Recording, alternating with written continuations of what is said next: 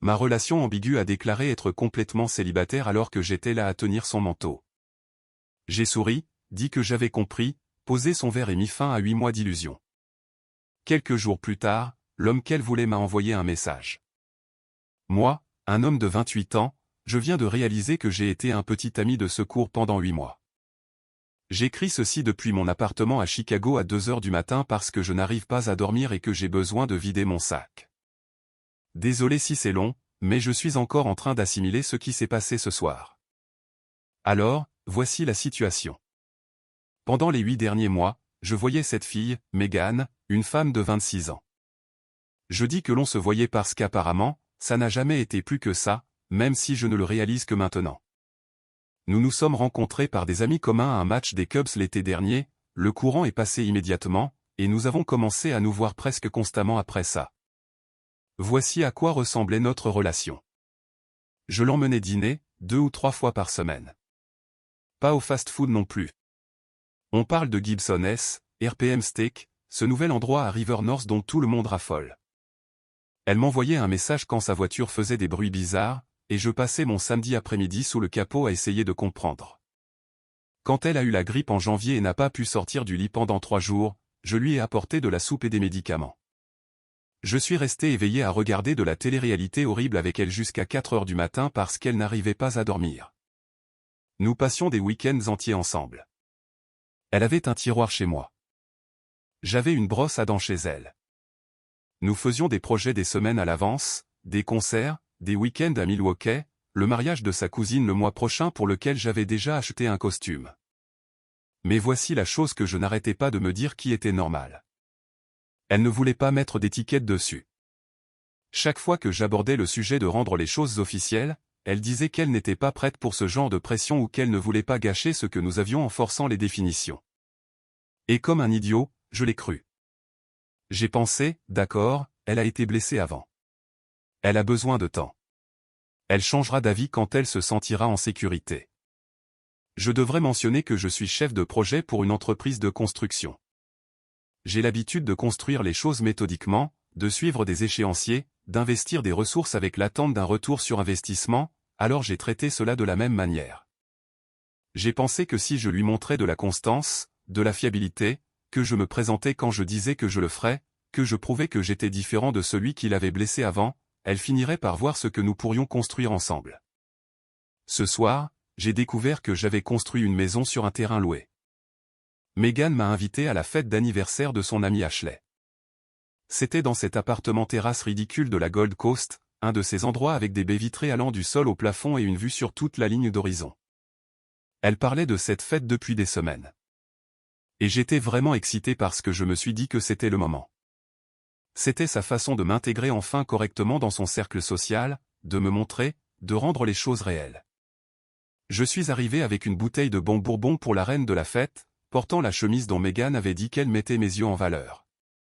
Elle a semblé heureuse de me voir quand je suis arrivé, m'a embrassé sur la joue, m'a présenté à quelques personnes.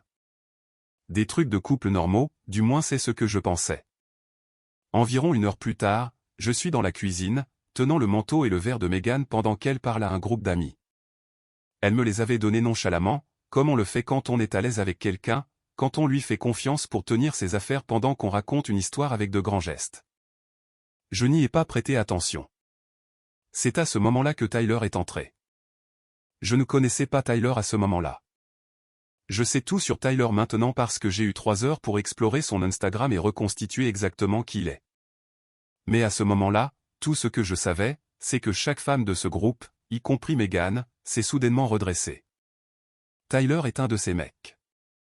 Vous connaissez le genre. Grand, une mâchoire qui semble avoir été sculptée spécialement pour vendre de l'eau de Cologne. Portant une veste en cuir d'une manière qui, d'une façon ou d'une autre, n'a pas l'air ridicule. Il est apparemment directeur créatif dans une agence de publicité. Il vient de déménager de New York à Chicago et Ashley l'avait invité parce qu'il s'était connecté sur LinkedIn ou une autre connerie du genre. Il a rejoint la conversation. Tout en charme facile et en blague parfaitement synchronisée. Et j'ai regardé Megan se transformer. Son rire est devenu plus fort, plus musical. Elle a commencé à jouer avec ses cheveux, faisant ce truc où elle les enroule autour de son doigt. Tout son langage corporel s'est tourné vers lui comme une plante vers la lumière du soleil. Je tiens toujours son manteau et son verre. Je suis littéralement à 2 pieds d'elle. Ashley, qui a bu quelques verres à ce stade, décide de jouer les entremetteuses. Alors, Megan, dit-elle en étirant le nom avec ce sourire entendu. Quelle est ta situation ces jours-ci? Tu vois quelqu'un ou tu papillonnes encore? Je jure devant Dieu, le temps a ralenti. J'ai regardé Megan traiter la question. J'ai vu ses yeux se poser sur Tyler, puis s'écarter de moi. Je l'ai regardé prendre une décision. Elle a fait un petit pas en arrière, mettant de la distance entre nous. Elle a fait ce truc avec ses épaules, cette petite secousse comme si elle se débarrassait d'un poids. Elle a regardé Tyler droit dans les yeux et a dit avec ce sourire aguicheur que je pensais m'être réservé, « Oh, je suis complètement célibataire en ce moment. J'accepte toujours les candidatures. » Puis elle a ri. Tout le monde a ri. Tyler a souri et a dit quelque chose de suave sur le fait que le processus d'entretien devait être assez compétitif. Je suis resté là, tenant son manteau et son verre comme un putain de serveur. Personne ne me regardait. Je ne pense pas que la plupart des gens de ce groupe savaient même qui j'étais. J'étais juste un gars qui se tenait à proximité. Un bruit de fond, une partie du décor. Mais Ashley savait. Les yeux d'Ashley se sont écarquillés et je l'ai vu regarder de Megan à moi, puis de nouveau à Megan. Sa bouche s'est ouverte comme si elle allait dire quelque chose, mais j'ai secoué la tête. Juste un tout petit mouvement. Ne fais pas ça. J'ai posé le verre de Megan sur la table la plus proche. J'ai plié son manteau sur mon bras, je me suis dirigé vers le canapé et je l'ai posé soigneusement. Puis je suis retourné là où elle riait encore de quelque chose que Tyler avait dit, toujours complètement inconsciente que son monde entier était sur le point de basculer. J'ai attendu une pause dans la conversation. Quand Tyler s'est arrêté pour boire, je suis entré dans le cercle, me positionnant de manière à ce que Megan soit obligée de me regarder. « Excuse-moi » ai-je dit, la voix parfaitement calme. « Megan, je voulais juste te rendre ton manteau. » Je l'ai laissé sur le canapé. Elle a cligné des yeux, confuse. « Oh, merci, Jason. Tu n'étais pas obligé. »« Tu as raison, » ai-je dit. « Tu es vraiment complètement célibataire. » J'ai soutenu son regard pendant 3 longues secondes. « J'espère que tu passes une merveilleuse soirée. » Puis j'ai tourné les talons et j'ai quitté cet appartement. Je l'ai entendu appeler mon nom une fois, Jason, attends. Mais je ne me suis pas arrêté. J'étais déjà en train de commander un Uber au moment où j'ai atteint l'ascenseur. J'étais à la maison avant qu'elle ne parvienne à m'appeler la première fois. Je n'ai pas répondu. Elle a appelé 6 autres fois cette nuit-là. M'a envoyé 15 messages qui sont passés de confus, qu'est-ce qui vient de se passer? À défensif, tu es sérieusement en colère parce que j'ai parlé à quelqu'un. À paniquer, s'il te plaît, pouvons-nous juste en parler? J'ai lu chacun d'entre eux. Puis, méthodiquement, j'ai bloqué son numéro, je l'ai bloqué sur Instagram, Facebook, Snapchat, je l'ai supprimé de mes contacts téléphoniques, j'ai effacé notre historique de messages, j'ai supprimé nos photos. Je me suis assis sur mon canapé jusqu'à 4 heures du matin, fixant la ligne d'horizon de Chicago et assimilant le fait que j'avais passé 8 mois à construire une relation avec quelqu'un qui me voyait comme une commodité, un plan de secours. Une option fiable sur laquelle se rabattre pendant qu'elle gardait ses options ouvertes pour quelque chose de mieux. Ce qui me tue, ce n'est même pas l'humiliation publique, bien que ça pique terriblement.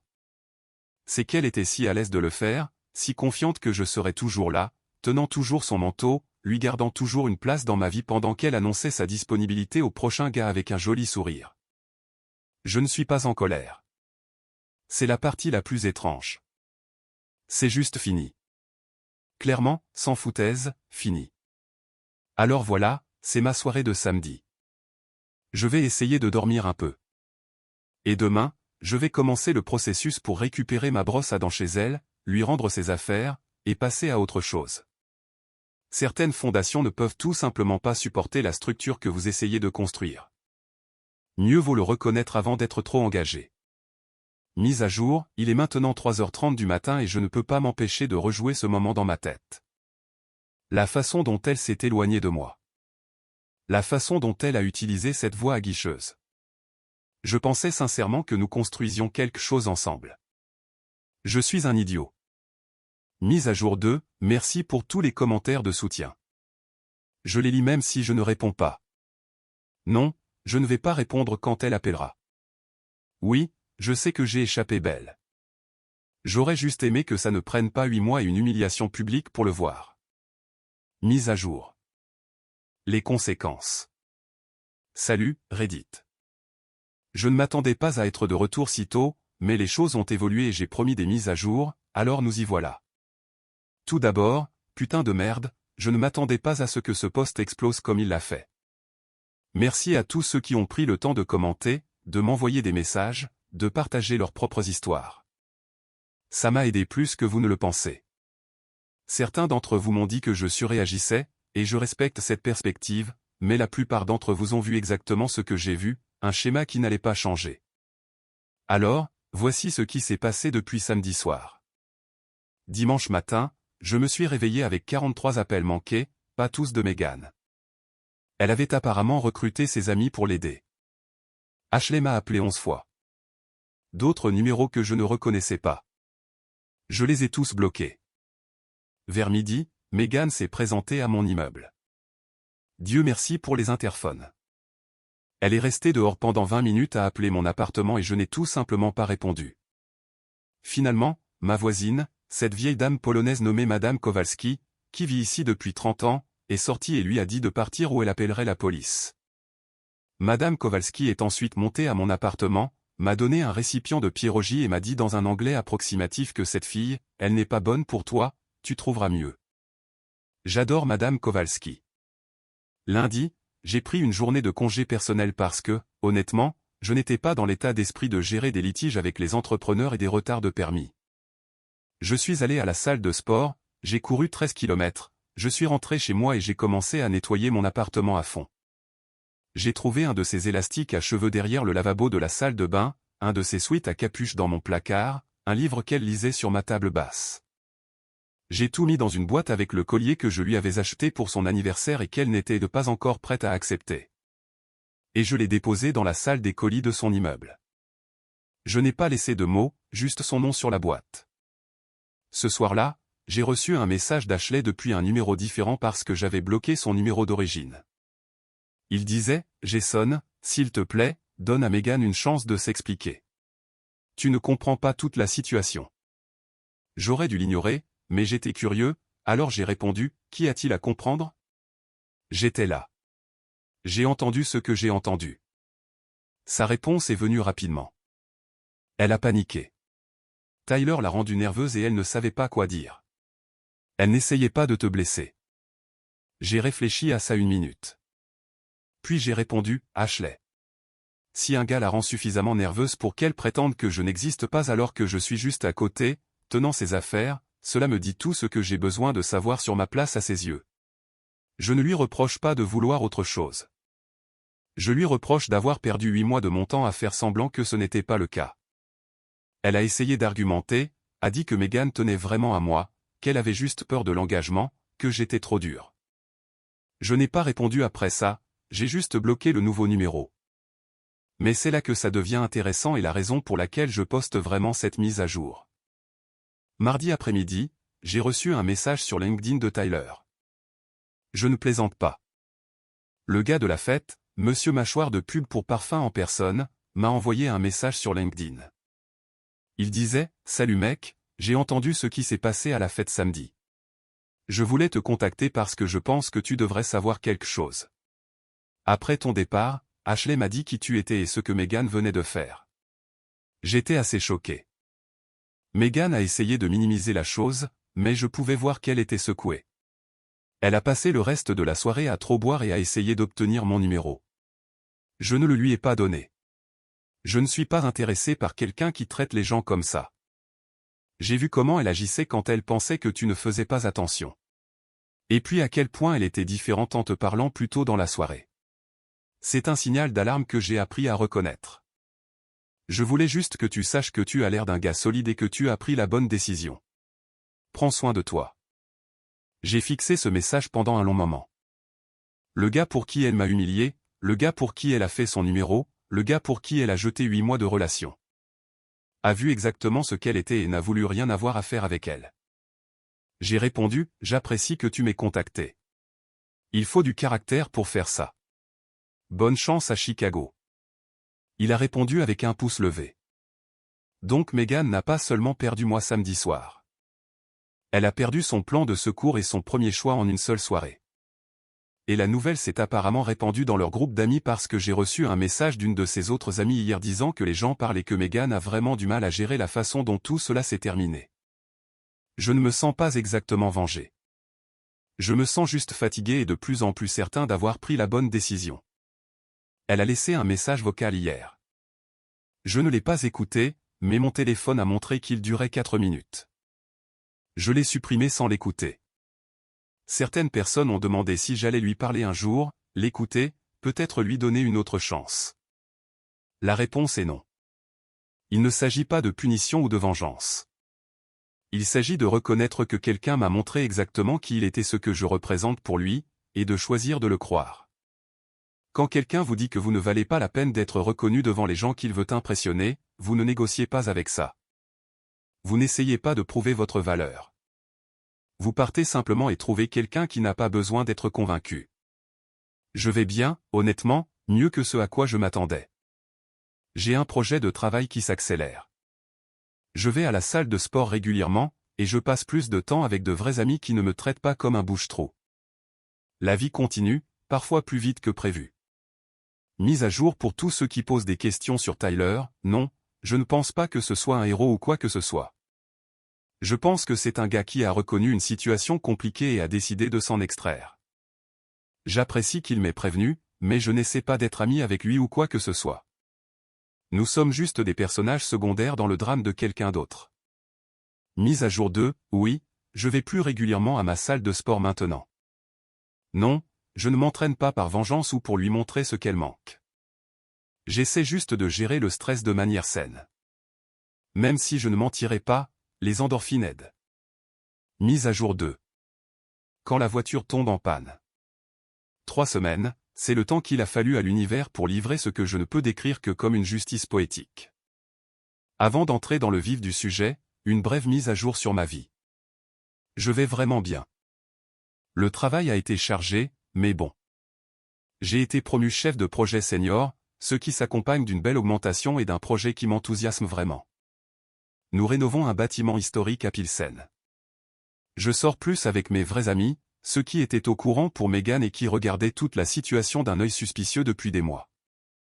Il s'avère qu'ils avaient tous trouvé bizarre qu'elle ne veuille pas s'engager, mais qu'elle s'attende à un traitement de petite amie. Je n'ai pas beaucoup pensé à Megan. J'ai vu ses stories Instagram quelques fois. Elle ne m'a pas bloqué, curieusement, et je n'ai jamais pris la peine de la bloquer. Je me suis juste désabonné. Beaucoup de publications sur le fait de connaître sa valeur et d'éliminer les personnes toxiques. L'ironie ne m'échappe pas. Bref, jeudi dernier, Chicago a été frappé par cette tempête de neige de début mars qui a déversé environ 20 cm pendant la nuit. Le genre de neige qui rend tout magnifique jusqu'à ce que vous deviez réellement conduire dedans. Je travaille à domicile, bien au chaud dans mon appartement, quand mon téléphone sonne. Numéro inconnu. Normalement, je ne réponds pas, mais j'attends un appel d'un entrepreneur, alors je décroche. Jason, oh, Dieu merci.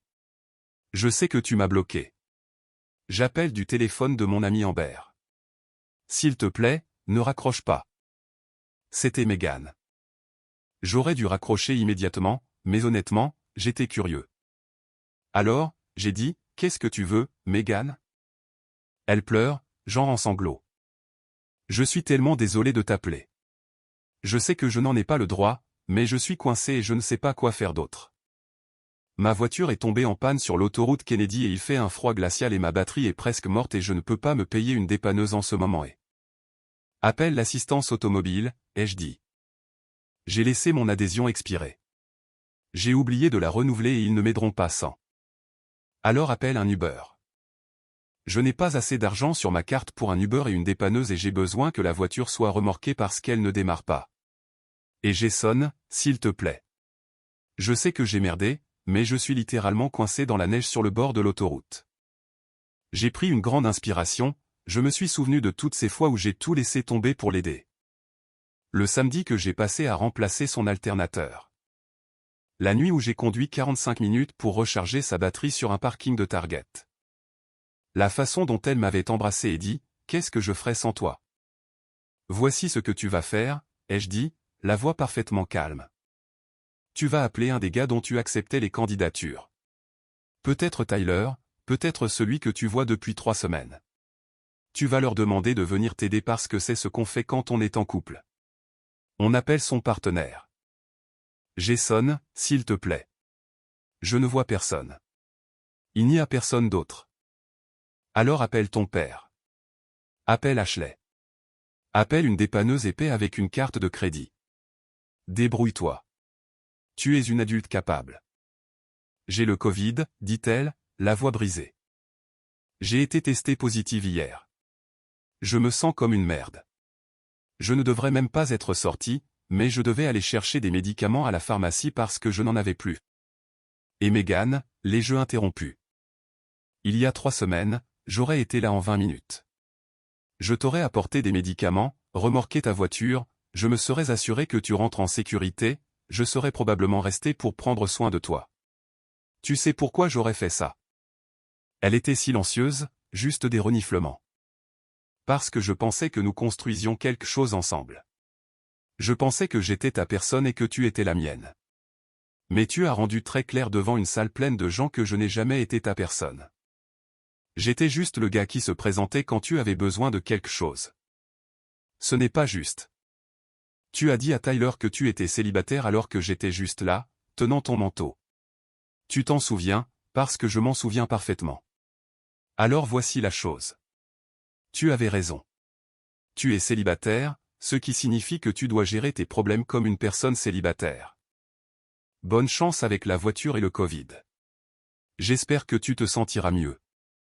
J'ai raccroché. Elle a essayé de rappeler immédiatement. J'ai bloqué le numéro. Puis j'ai bloqué le numéro d'Amber pour faire bonne mesure. Je me suis assis sur mon canapé pendant quelques minutes, fixant mon téléphone, attendant de me sentir coupable. Mais ce n'est pas arrivé.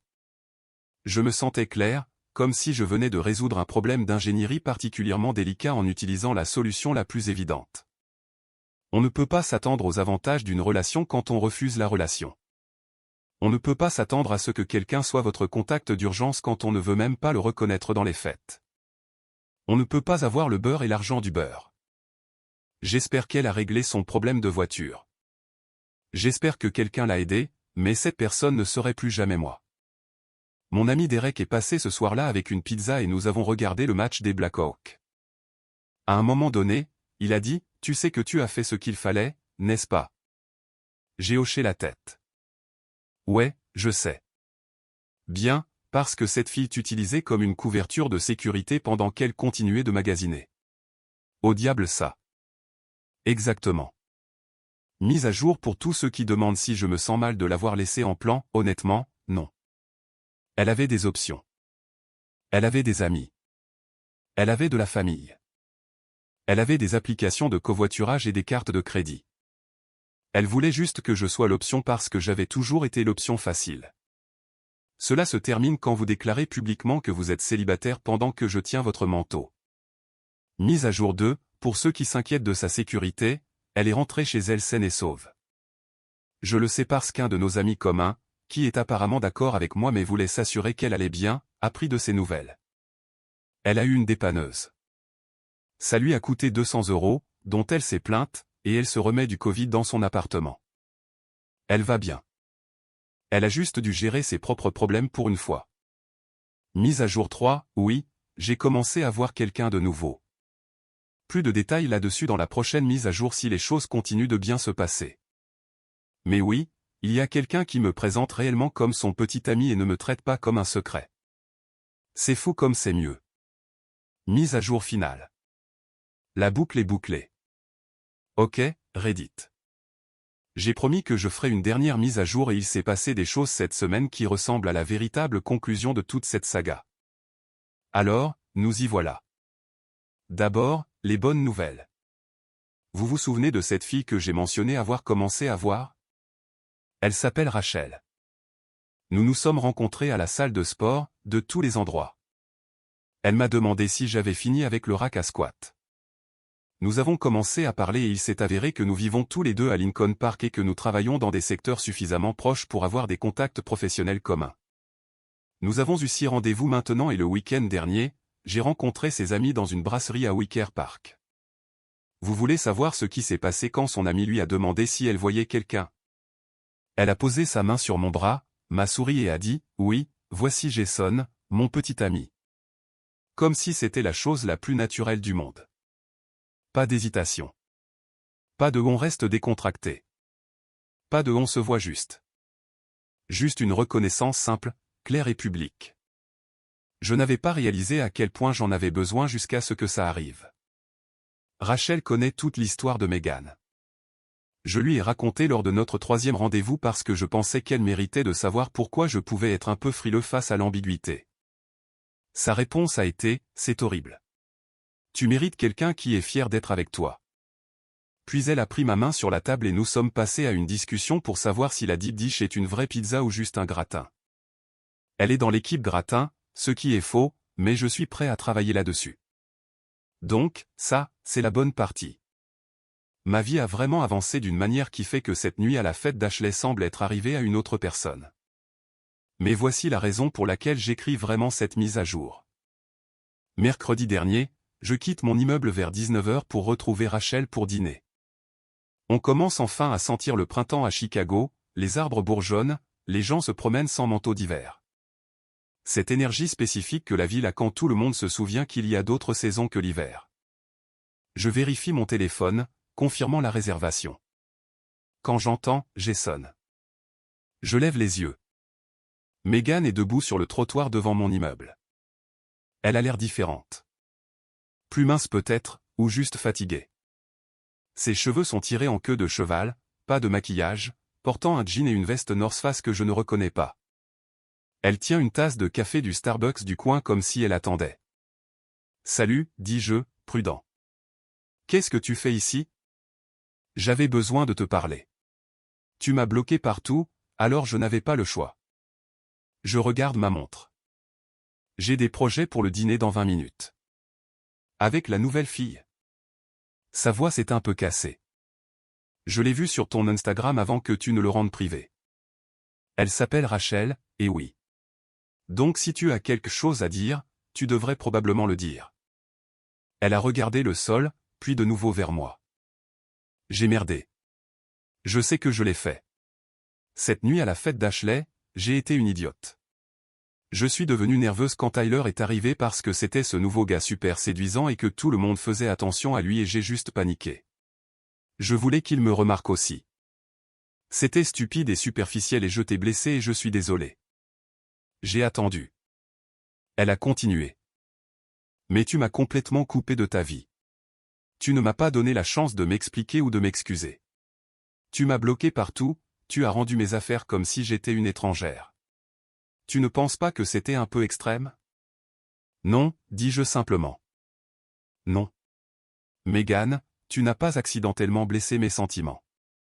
Tu as fait un choix calculé de nier mon existence parce que tu pensais que quelqu'un de mieux pourrait être disponible.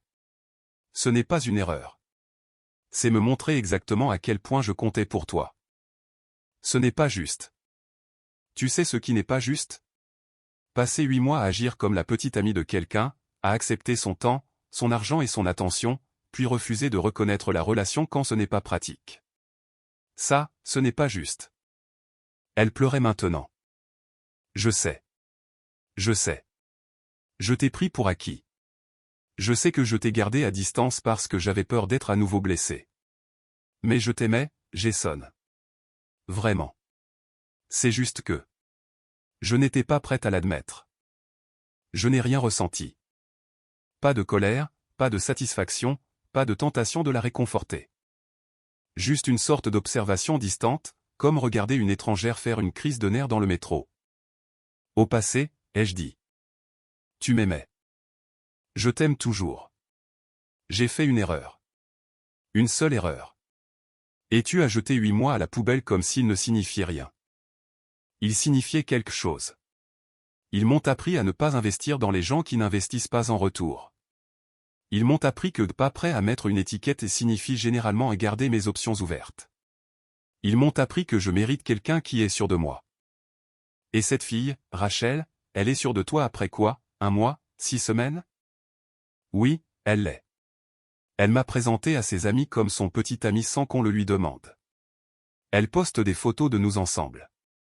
Elle fait des projets des semaines à l'avance et sans être évasive. Elle me traite comme quelqu'un dont elle est fière d'être avec, pas comme un secret qu'elle garde en attendant une meilleure offre. Le visage de Megan s'est décomposé. Alors c'est tout. Tu es juste passé à autre chose comme si je ne signifiais rien. Tu signifiais quelque chose. Au passé. Tu m'as appris ce que je ne veux pas. C'est précieux. Jason, s'il te plaît. Je demande une seconde chance. J'ai travaillé sur moi-même, je suis allé en thérapie, j'essaie de comprendre pourquoi je sabote les bonnes choses. Ne pouvons-nous pas au moins en parler? Non. Elle a cligné des yeux. Juste non. Juste non. Megan, je ne veux pas être cruel, mais je ne veux pas non plus te donner de faux espoirs. Il n'y a aucune version de la réalité où nous nous remettons ensemble. Cette porte est fermée. Tu peux suivre une thérapie pour comprendre pourquoi tu as fait ce que tu as fait, et c'est sincèrement bien pour toi, mais ça ne change pas ma réponse. À cause d'elle? À cause de moi. Parce que j'ai choisi de m'estimer suffisamment pour ne pas être le plan de secours de quelqu'un. Rachel est géniale. Mais même si Rachel n'était pas dans le tableau, la réponse serait toujours non. Un taxi s'est arrêté, mon Uber pour le restaurant. Je me suis avancé vers lui, puis je me suis retourné. J'espère que tu régleras tes problèmes, ai-je dit. Je le pense vraiment. Mais tu dois les régler pour toi-même, pas parce que tu penses que ça changera mon avis. Prends soin de toi, Megan. Je suis monté dans la voiture et je n'ai pas regardé en arrière. Rachel était déjà au restaurant quand je suis arrivé. Elle a jeté un coup d'œil à mon visage et a dit, « Qu'est-ce qui s'est passé ?» Je lui ai tout raconté. L'embuscade devant mon appartement. Ce que Megan a dit, comment j'ai répondu. « Comment te sens-tu » a demandé Rachel. Soulagé, ai-je dit, et je le pensais. J'ai l'impression que je viens de fermer un chapitre qui essayait de rester ouvert. Elle a tendu la main sur la table et a pris la mienne. Bien, parce que je préfère vraiment notre histoire. Nous avons commandé la pizza margarita, pas le gratin. Rachel, bats-toi. Et nous avons parlé du mariage imminent de sa sœur et si je voulais être son accompagnateur et si c'était trop tôt pour ça. Et elle a dit non, ce n'était pas trop tôt parce qu'elle savait ce qu'elle voulait. Et assis là, à ce moment-là, j'ai réalisé quelque chose. Je n'avais pas seulement tourné la page Megan. Je lui en étais reconnaissant. Elle m'avait rendu un service cette nuit-là à la fête d'Ashley. Elle m'avait montré exactement qui elle était avant que je ne perde plus de temps, avant que je ne m'engage plus profondément, avant que je ne la demande en mariage avec cette bague que j'avais regardée.